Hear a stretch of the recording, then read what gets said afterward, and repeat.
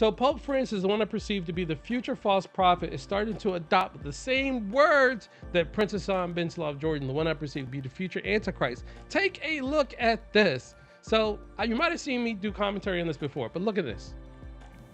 I think that's a fair description, but in simple words, I'm pursuing my passions, which are basically the service of the concept of human dignity, which I fear is woefully lacking in the world today. Because I don't have any hobby per se. I think that interacting with people is probably promoting the noble art of conversation is what I do. Not conversion, mind you, but conversation. So notice how he talks about human dignity. I mean, he has coined phrases like human dignity, mutually assured destruction, mutually assured survival, and interfaith dialogue. But human dignity is his coined phrase. But let's see what he says about human dignity. Human dignity can mean many things to many different people. Tell me what it means to you.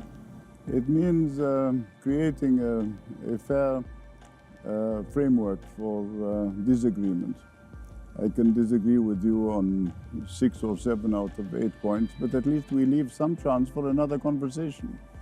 I think that people don't talk to each other in an age of fantastically speedy communications, and there is not emphasis given to content and facts. Now we need incontrovertible facts, not my facts or your facts. These are different takes on the same issue possibly, but the basic facts.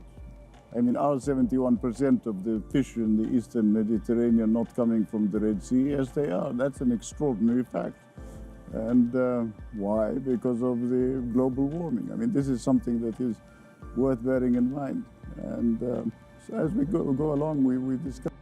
So again, you see how he talks about human dignity, putting differences aside, and then let's come together on what we have that are commonalities. Now, based off this human dignity coin phrase of his that he's always promoting, take a look what Pope Francis said recently. Pope Francis, human dignity must be a common commitment of all Christian churches.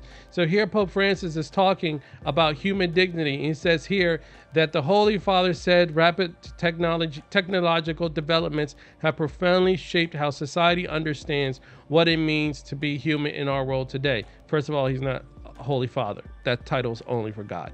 But you see how he's talking about human dignity. Goes on to say that in fact, the specificity of the human being in the world of creation is its uniqueness compared to other animals, and even the relationship with machines are constantly being questioned. No, they're not. But it will be, because guess what, guys? The end time is ultimately going to determine on the question of who is human. And those who want to be human are subject to the atonement sacrifice and are subject to accepting the atonement sacrifice of Jesus Christ. And those who do not want to be human will get the mark of the beast in their hand and their forehead, in which they will be disqualified from receiving the atonement sacrifice of Jesus Christ. So, and just if you look at the way the trend of life has been these last couple decades, what do you see happening? The end goal is to question whether we should be even human anymore, or what it means to be human, and questioning that. So it starts with, remember, redefining marriage. First, marriage was between a man and woman, which was created by God, and that has redefined to marriage can be between anyone. Then the redefining marriage is now changed to redefining the gender. So you could now redefine genders from a man to becoming a woman, or a woman becoming a man, and that is redefining, well, what does it mean to be a man or a woman, redefining the gender. The only thing that's left is what it means to be human, whether someone wants to be human or not. Because those who are subject to being human, descendants of Adam and Eve, are able to receive the atonement sacrifice of Jesus Christ. The book of Revelation tells us that once you get this mark of the beast on your hand and your forehead, you're disqualified. There is no way you're able to get that anymore. So I think what we're seeing happening is this questioning of, and this doubt of, are you human? Are we human? This doubt to be planted in the minds of mankind so that they could then be prepared to take this mark of the beast in their hand and forehead, which would then disqualify them from being descendants of Adam and Eve to receive the atonement sacrifice of Jesus Christ, which is reserved for the descendants of Adam and Eve. And let's not forget, it was the very first lie that the serpent told Eve and that made Adam and Eve fall was, you can be like God. And I'm discerning that is the playbook here. The playbook is to redefine the family or the marriage between man and woman. So that's been redefined. To then redefining the gender of who is a man and who is a woman, or what is a man or what is a woman, to then redefining what is a human being. And then replacing that with, well, you can be like God. So instead of having it the way God ordained it to be in terms of marriage, and instead of being the gender that God ordained you to be, and then changing that, and now instead of being the human being God created you, and changing it to what even the angels fell for, is the deceptive trick of you can be like God.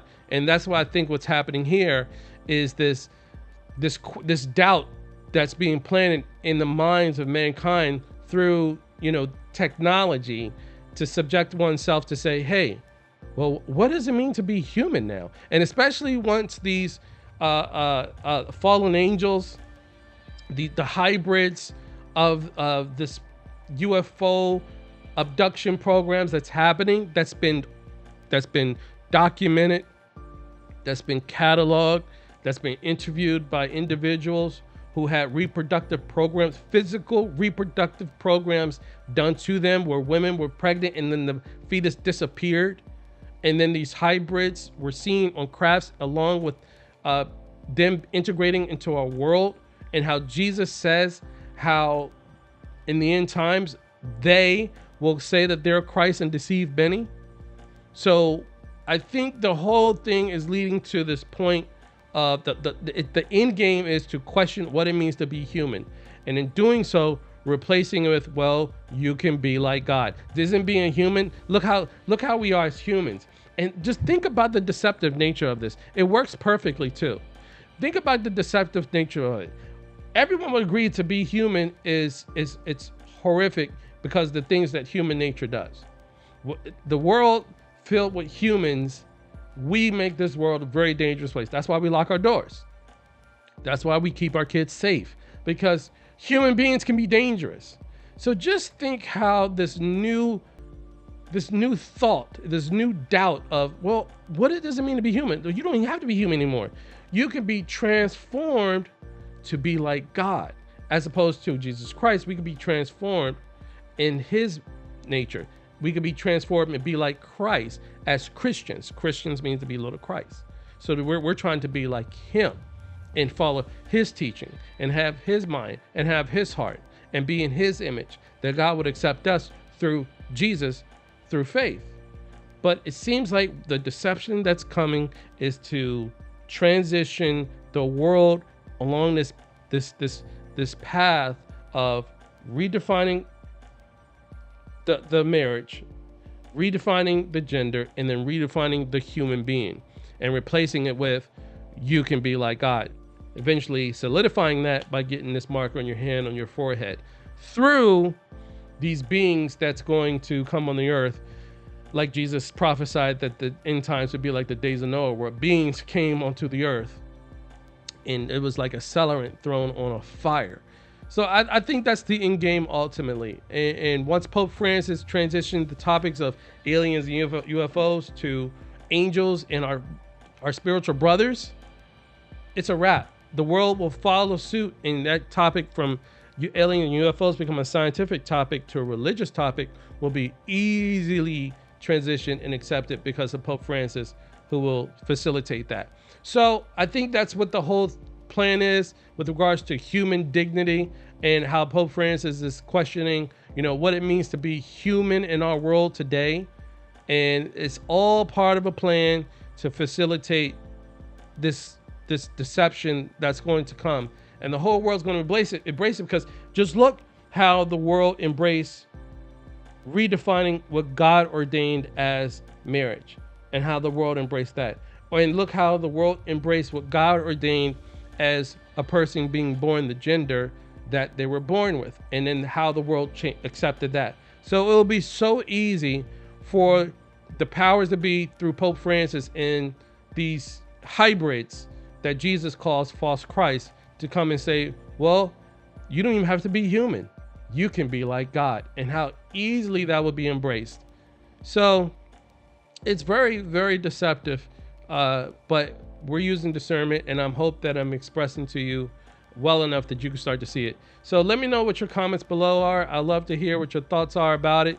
Thank you very much, and keep watching.